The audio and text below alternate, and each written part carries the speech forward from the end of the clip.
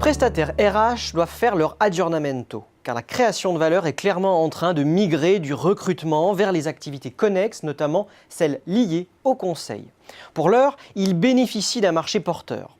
Le chiffre d'affaires des cabinets de recrutement, des entreprises de travail temporaire, des spécialistes du conseil RH, des acteurs du management de transition et du portage salarial a progressé rapidement en 2017 selon l'étude Xerfi Precepta.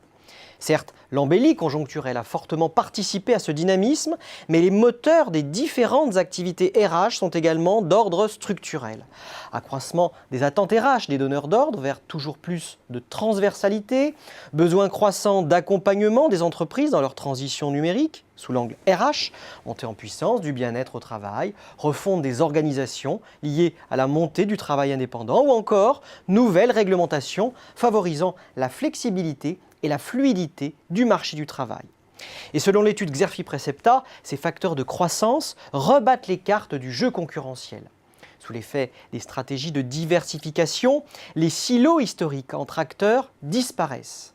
Et c'est vrai dans le secteur du recrutement permanent, devenu ainsi très concurrentiel et où les cabinets ne cessent d'accélérer leur migration sur les métiers connexes comme le conseil RH. Un métier devenu lui aussi très disputé entre pure players du conseil RH, cabinets de recrutement, spécialistes de l'executive search et entreprises de travail temporaire.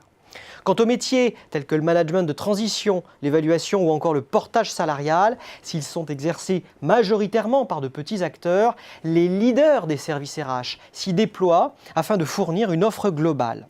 N'oublions pas enfin tous les acteurs issus du digital, comme Le Bon Coin, LinkedIn ou Facebook, dont la mainmise sur le sourcing des candidats s'est considérablement renforcée. En marge de ces plateformes leaders, de nouveaux types de modèles prennent une importance croissante, comme l'intérim digital ou les plateformes de freelance et de jobbing.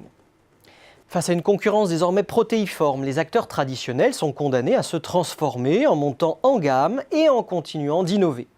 L'élargissement des compétences constitue ainsi un axe de développement prioritaire chez les prestataires RH.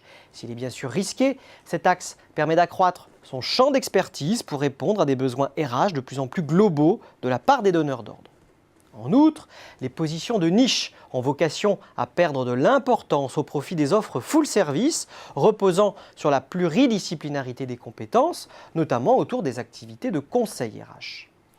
Autre axe de croissance, le digital, qui permet non seulement le développement de nouvelles prestations et de nouveaux outils, mais également l'optimisation des services support et du back-office.